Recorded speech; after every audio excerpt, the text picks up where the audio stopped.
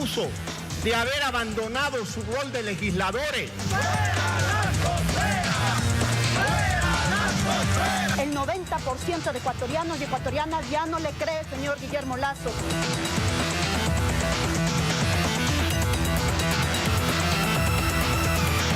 Ustedes no crean leyes, sino que las destruyen.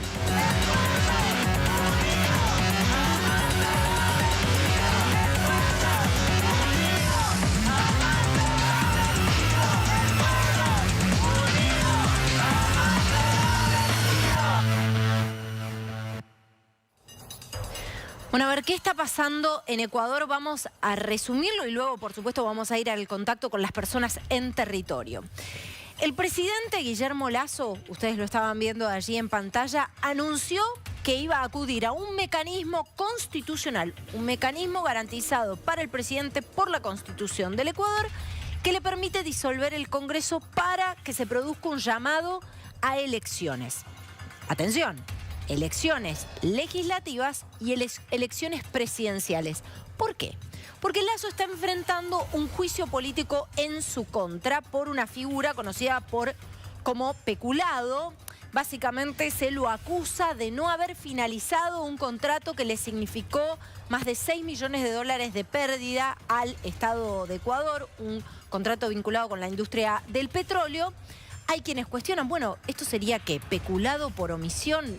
Realmente no le están cuestionando quizás demasiado a Lasso, siendo que es un contrato preexistente.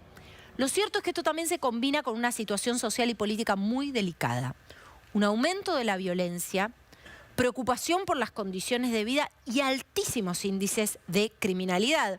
Estamos hablando de una tasa de homicidios que pasa de 14 a 25 cada 100.000 habitantes, 25 conforme a los datos de 2022. De un país en el que se habla del avance del narcotráfico territorialmente en algunos puntos claves, diezmados por el avance del narcotráfico. Un país que ha tenido situaciones muy serias y peligrosas en sus cárceles, 420 presos asesinados en cárceles desde 2021. También están los que dicen, bueno, desde la política hay ciertos sectores a los que les conviene, y esto puede resonar quizás con algún axioma de la Argentina, el cuanto peor, mejor. Sectores que no están hoy en el poder y que intentan desestabilizar. Lo cierto es que Lasso, en una caída muy significativa de su popularidad, frente a un juicio político en el cual la oposición tendría los 92 votos para destituirlo, acude a este mecanismo que les contaba en la Constitución de disolver el Congreso y producir lo que se conoce comúnmente, por supuesto no es la figura formal, como muerte cruzada. Ecuador va a ir a elecciones legislativas y presidenciales, repito, por lo que resta del mandato, ¿no? Por mandatos hasta 2025, ¿sí? Bueno, una situación muy delicada que también despierta preguntas sobre qué puede suceder en las calles, con eventuales movilizaciones. Ustedes saben, no mucho tiempo atrás, cubríamos incluso con las cámaras de TN lo que significaban las movilizaciones y los reclamos sociales en Ecuador, con algunos emergentes con mucha capacidad de movilización. ¿Qué puede pasar allí? Esto se lo vamos a preguntar a Roberto Calderón, analista jurídico y político. Muchísimas gracias por este contacto. Buenas tardes. Buenas tardes, un saludo para toda la Argentina. Qué gusto estar aquí. Bueno, Roberto, intenté en términos simples explicarlo, pero me gustaría ir al análisis más fino y, por supuesto, en mayor profundidad con vos. ¿Qué está pasando en términos políticos en Ecuador? ¿Cómo es que un presidente cae estrepitosamente en su popularidad hasta, te diría, índices insostenibles, ¿no? Más allá del juicio político en sí. Bueno, creo que debemos empezar con lo que fue el gobierno de Guillermo Lasso, en el que la campaña de vacunación por la emergencia de COVID tuvo una gran aceptación en el público. Sí. Y fue una campaña bastante exitosa, lo cual le produjo cifras altas de popularidad. Esa popularidad debió mantenerse en un mantenimiento o mejora de los servicios públicos, pero lastimosamente se bajó el presupuesto para los servicios públicos como son seguridad, salud, educación, etcétera. Y más bien se pensó que lo ideal por parte del Ejecutivo era robustecer una reserva económica en el exterior. pero resulta que este robustecimiento de esta reserva económica dejó aquí pues un desamparo de estos servicios, un deterioro, una falta, por ejemplo, de mantenimiento de infraestructura del Estado, como son hospitales, carreteras, colegios, etcétera.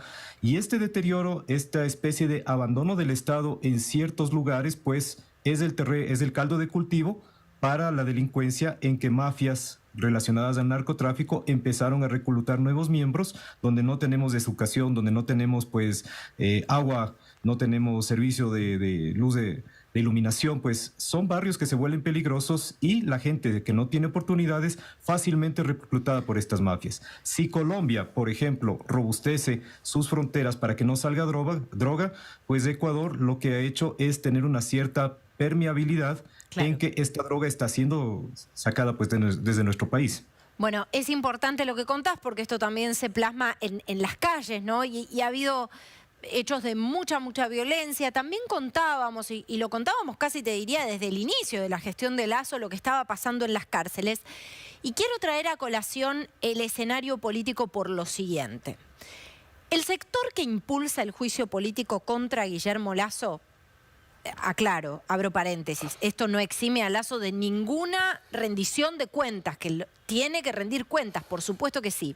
Pero el sector que lo impulsa, en buena medida, es el correísmo. Rafael Correa no pisa Ecuador justamente porque tuvo serísimas complicaciones judiciales, él y funcionarios de su gobierno. Hay como una suerte de doble estándar. ¿Tiene esto un negocio político detrás, Roberto?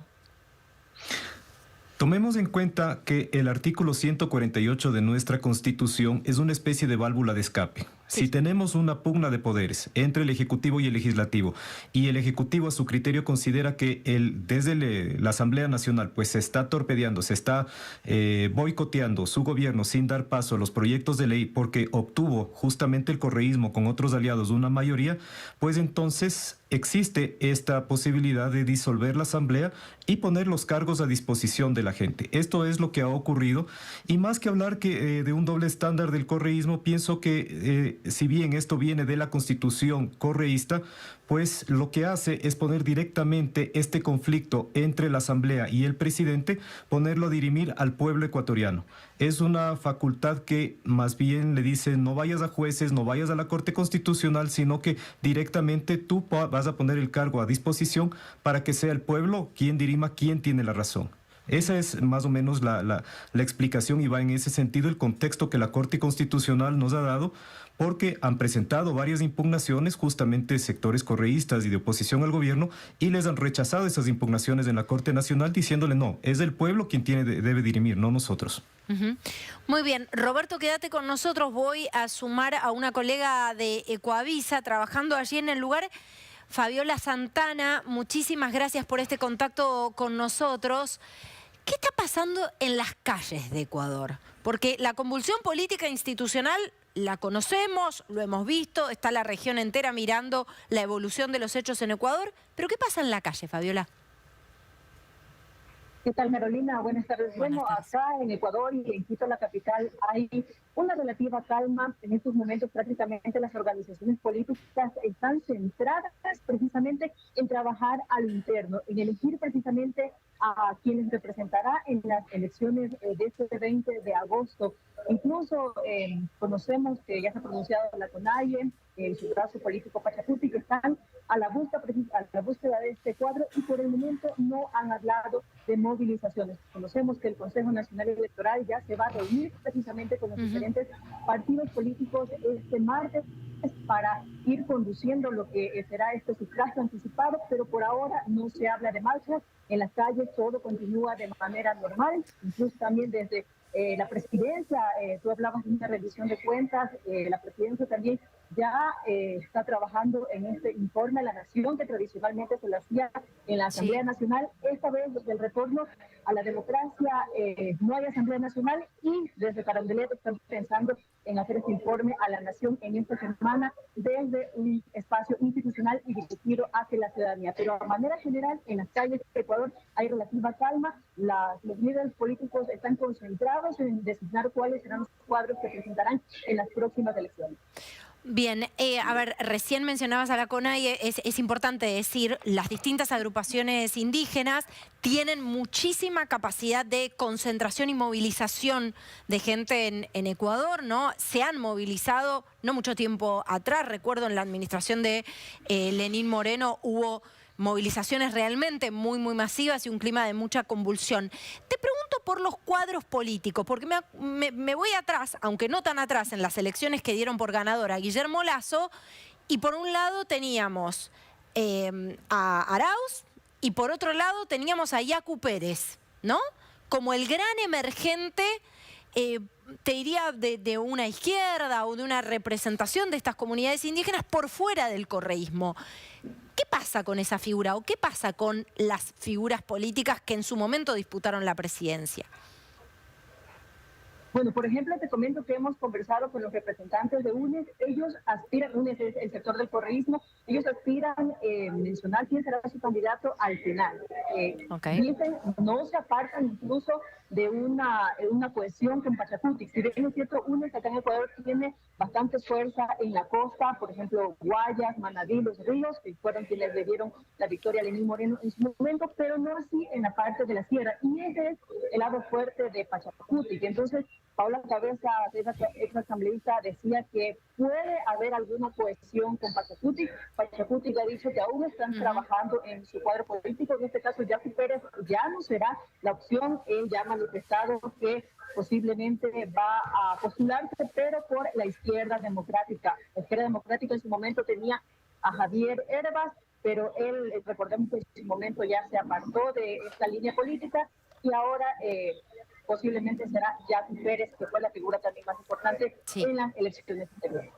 Muchísimas gracias, Fabiola. A ustedes.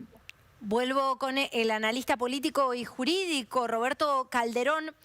Roberto, ¿cómo está jugando también la figura de Rafael Correa? Lo estamos viendo allí en pantalla. ¿Cómo juega Rafael Correa? ¿Cuánto protagonismo tiene en el devenir de la política ecuatoriana? Creo que nuestras democracias latinoamericanas, sobre todo, siempre están dentro de un vaivén político entre la izquierda y la derecha. Sienten que la derecha no ha satisfecho sus necesidades, esa fórmula mágica para volverse a lo mejor rico o próspero de un día para el otro, y recurren a la izquierda y continuamente pues no encuentran esa respuesta en la izquierda y de nuevo pues vamos hacia la derecha. Rafael Correa de momento tiene impedimento por un juicio que se denominó Arroz Verde, caso Sobornos 2012-2016, tiene una sentencia condenatoria lo cual le impide entrar dentro del panorama electoral. Por esa razón, pues mientras él no arregle esa situación jurídica que digamos, está ya ejecutoriada la sentencia y lo único que puede revertir esa sentencia sería un recurso de revisión en el plano penal, es decir, si es que existen nuevas pruebas o se demuestra que la sentencia fue dictada en base a falsos testigos o peritos, podría revertir ese fallo o hacerse acreedor a un indulto. Esa podría ser alguna de las maneras tal vez que busquen darle maniobrabilidad, pero de momento, de lo que conozco, el correísmo no ve a Rafael Correa como su representante. Se habla más bien de que puede ser Gustavo Yalc, un ex presidente del Consejo de la Judicatura, quien podría ir como figura del correísmo.